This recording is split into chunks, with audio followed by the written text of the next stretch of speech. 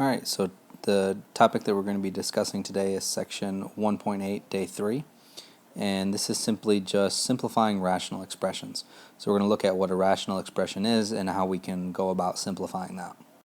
Now, if we were to take our objective and just basically put it as basic as we can, our objective is to simplify rational expressions, and that's kind of what the title was, but that's really what we're looking for. So we have to kind of remember what it means to simplify, keep everything in its lowest terms, and have certain things done to a particular expression. And then we're going to discover what it means to be a rational expression. That's going to be a vocab word for this time around. So if you look here, we have a couple of vocab words that we kind of have to get out of the way before we move into the rest of this lesson. And the first thing is that we have a rational expression. And a rational expression is an algebraic expression that is in what we would consider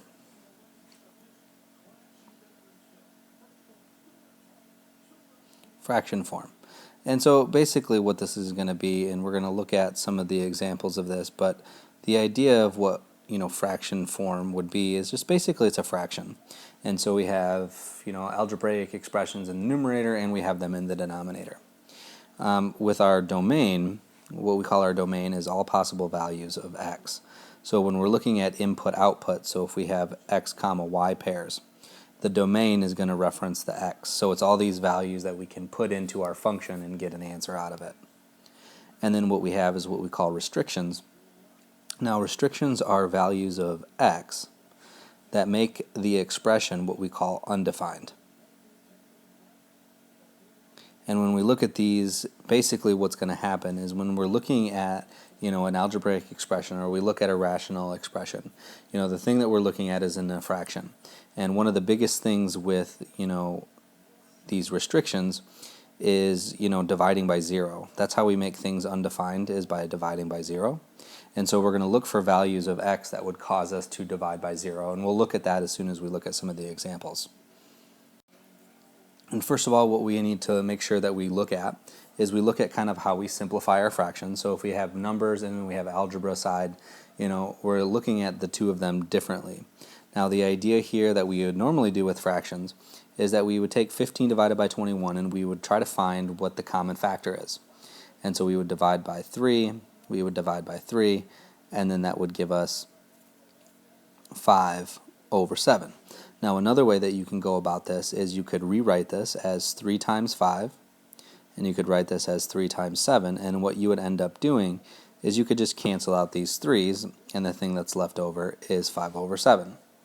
Now with the algebra side, it kind of works the same way. What we can do is we can kind of write the factors out that we would kind of want to be working with. And so if we remember how we write 2x squared, well, we can just write that 2 times x, and then divide that by x. And then what we can do is we can start to kind of cancel these factors that are similar to each other. So this cancels with this, and so if we were to simplify this fraction, we would get just 2x. So the idea there is that what we're going to be doing is that we're going to be canceling factors. And that's kind of the big thing that we want to look at for today, is we want to make sure that we know that we can cancel factors. And I'll just put on here, cannot cancel terms. So we're going to be looking at some terms. So terms are not factors. Factors are split as far as multiplication, and so we want to factor things so we can write them with multiplication so that we can cancel stuff out. You cannot cancel terms, and I'll show you what that means in just a moment.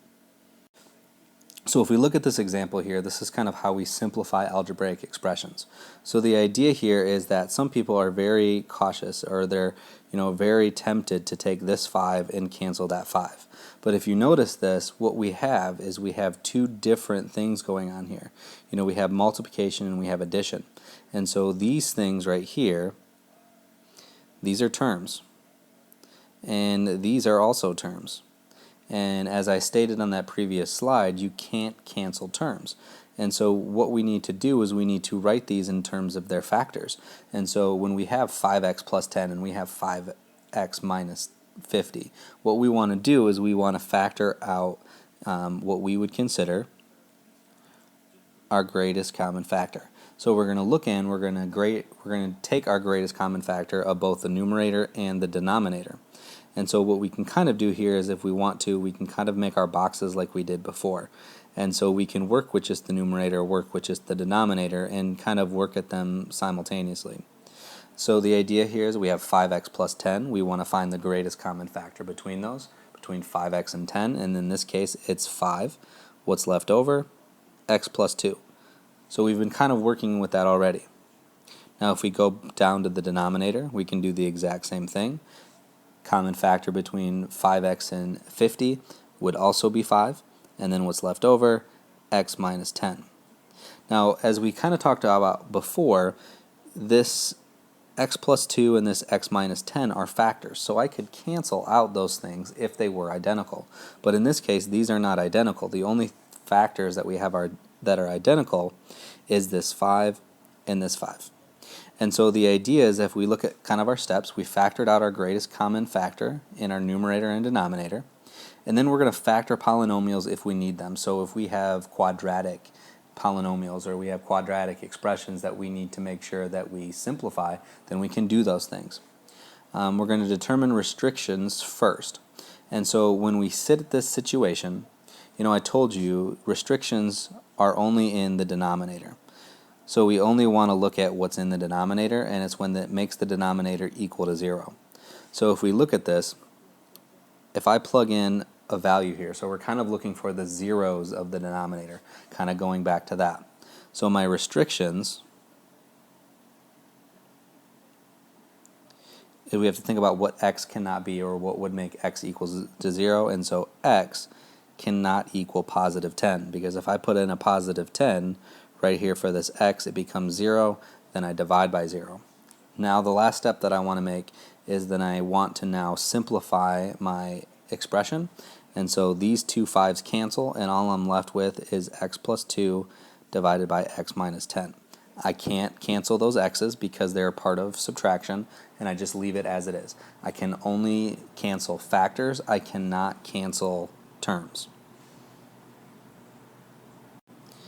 Okay, so let's look at a couple basic examples. So again, I'm looking for greatest common factor, and I'm going to factor if necessary. So if I need to write polynomials or anything like that, then we can make sure that we can do that. And so the idea here is that I'm going to take the numerator and denominator and kind of evaluate those separately. So I'm going to work with this first one, x squared minus 4x. What we're going to do is we're going to use all these tools that we already have at our disposal. We know how to factor things, and we know how to make sure that we can do different things with these to make sure that we get them as multiplication. So the idea here, x squared minus 4x, the greatest common factor is x. What's left over? X minus 4. We've done that before. Alright, so let's move on to the denominator. We have 2x squared minus 8x. And so the greatest common factor there is going to be 2 and x. What's left over? X minus 4. So now we have kind of this situation where we see that things are similar to the other stuff. And so now we have factors. This is all multiplication. But before I do that, I want to determine my restrictions. The restrictions are the zeros of the denominator. So if I just look at the denominator here for just a moment, I'm only looking at this 2x times x minus 4. And so what are values of x that I cannot use? Well, first of all, right here, x cannot be 0. So in a way, we're finding the zeros of the denominator. And x can also not equal positive 4, because if I plug in a positive 4 right here, it makes the whole thing 0, and that's what we call undefined. Anytime you divide by 0, it's always undefined. Okay. Alright, so now we can continue on with our simplification. So we're looking for those factors that are common that we can go ahead and cancel, one that's in the numerator, one that's in the denominator. And so we have this x pairs with this x down here, and then this x minus 4 pairs with this x minus 4, and they cancel each other out. Now when anything ever cancels all the way out where there's nothing left, remember there's always a 1, and then what's left over on the bottom is 2. So interestingly enough, this fraction right here simplifies to 1/2. under the restriction that x cannot equal 0 and x cannot equal 4. We'll talk about those restrictions a little bit later, but think of it as finding the zeros of the denominator. Alright, so let's look at our other example here. So we have 2x squared plus 16x divided by 4x squared. And so we're going to work with these to simplify these, and we're going to work with one at a time. So the greatest common factor between 2x squared and 16x is going to be 2x. And then what's left over, x plus 8. And then we're going to look at the denominator, which is 4x squared. Now, because this is not a polynomial or more than a monomial, I'm just going to leave it as it is, but I'm going to write it out in terms of its factors. So we're going to say 2 times 2 times x times x. Now, if you look at why I did that, first of all, it'll help us find our restrictions. So before we continue to cancel, I need to figure out my restrictions. And so x cannot equal, well, let's look at the denominator. We have an x here, we have an x here. If we plug in 0 to either one of those, it will become 0 and undefined. So we're just going to say that x cannot equal 0 because of the denominator. Now when I go ahead and I cancel this now, so now that I've figured out my restrictions, now I can go ahead and cancel. I have a 2 that I can cancel, but I also have a 1x that I can cancel. And the reason that I wrote it out this way is so that I can see kind of what's left over. So when I simplify this, x plus 8 is left over on the top, and on the bottom is 2x. Now remember, keep in mind that you cannot cancel these x's because this is an expression. We can only cancel factors. We can't cancel terms. If I was to cancel this, that's canceling terms, not factors. So that's basically how we're going to simplify these rational expressions. Okay, so now that we kind of have a feel for that, what we're going to do is we're going to kind of incorporate our idea of factoring quadratics into this next equation, or this next expression. So again, what we're going to need to make sure that we're doing is that we're working with just the numerator and working with just the denominator so that we don't confuse the two. But remember, the whole goal is to try to factor these and simplify them. So if we need to use our A times C method, we can do that and it won't be too much of a problem. So let's look at the first part. So the first thing that we need to do is we need to make sure that we simplify these or factor these quadratics. Now this is a trinomial, so it'll probably be a situation in which we will do the reverse distribution. So here we're looking at factors of 40 that would combine to give you 3. Now remember, we can look at this and say, well, since this is a negative 40, one of these is going to be positive and one of these is going to be negative. So we're looking for that difference in factors. And so the way that we would do that is factors of 40 that are 3 values apart are 5 and 8. Our middle term is positive, so that means our bigger number is positive. So we have x plus 8, and we have x minus 5 would be our two factors. And so that's completely factored there because I have linear factors, and now I can move on to the denominator. And down here, 2x squared minus 10x, that is just a binomial, so I can go ahead and find the greatest common factor. So that would be 2x, and on the inside, x minus 5. And so now I have this situation set up where, first of all, I need to find my restrictions. So my restrictions here are only in the denominator, so I only look at the denominator. X cannot equal, well, let's find the zeros. So x cannot equal 0 and x cannot equal positive 5. Now I can go ahead and start canceling some stuff. So x minus 5 cancels out x minus 5. There's nothing else to cancel, so my simplified expression is x plus 8 over 2x. And that's how we basically just simplify our rational expressions. We're just factoring them either with greatest common factor, or we're using our reverse distribution, or we're using our factoring quadratics method. And a couple more examples of the same thing. So we're just going to kind of work through this process. And so in this case, we just have a couple of quadratic expressions that we're going to need to factor. So the first one is x squared minus x minus 56. So again, we're going to set up that situation in which we have our product of binomials. And so we're looking at factor pairs of 56 that have a difference of 1. And I know it's going to be x plus and x minus because that c value is negative, so it's a negative 56. And so I'm looking for two values that will combine to give me negative 1, and that's going to be negative 8 and positive 7. And so I can go through that and I can say x plus 7, x minus 8. So just going through that, and if you don't remember how to factor those quadratics, go to, part 1 and part 2. Alright, so now we can look at our next one here. And so we're going to look at our denominator now. And so with the denominator, we're looking at factor pairs of 32 that combine to give us 12. And those are going to be the same because we have a positive 32, but they're going to be x minus and x minus because our middle term is negative. So we're looking at two factors that would multiply to give us 32, but then add together to give us 12. And those factor pairs end up being 8 and 4, but again, those are both negative.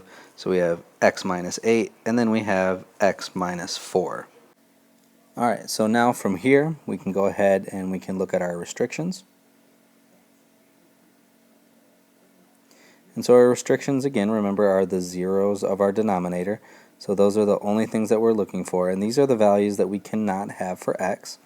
And so when we look at this, we have x cannot equal 8 and x cannot equal 4 because either one of those values would make one of those binomials 0, and then that would make the whole denominator 0, and that's not something that we want to mess around with. Now I can go ahead, now that I have my restrictions, that now I can go ahead and cancel. So remember to always find your restrictions before you cancel. The x minus 8's cancel each other, so it gives me a final result of x plus 7 divided by x minus 4. And so there's my simplified answer there. There's nothing else that I can cancel because those are addition and subtraction, and I can't cancel with addition and subtraction around, only when it's a factor. Okay, and so let's look at our last example here.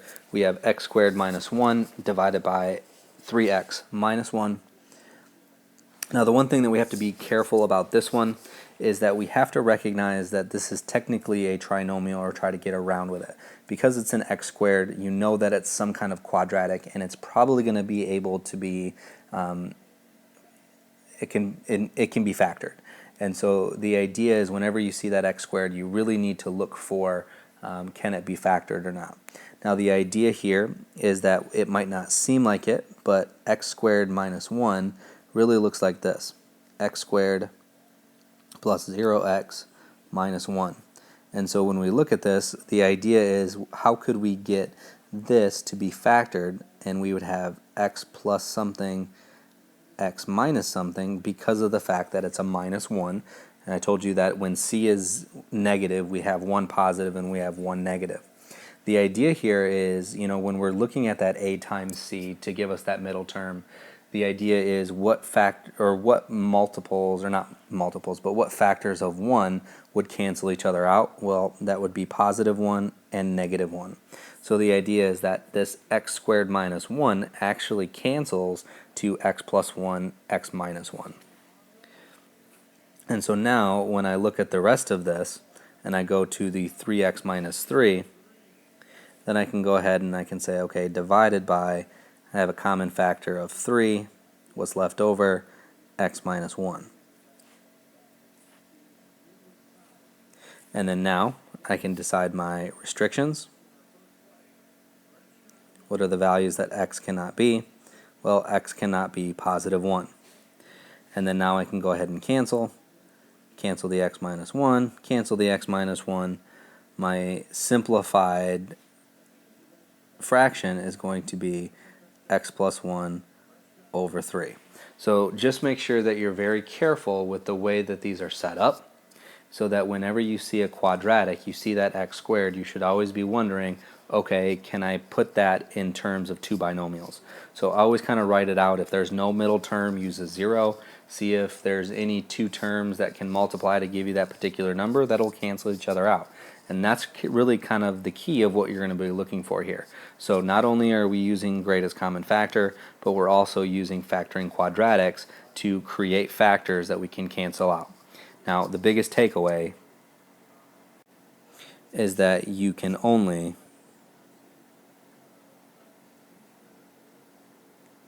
cancel factors.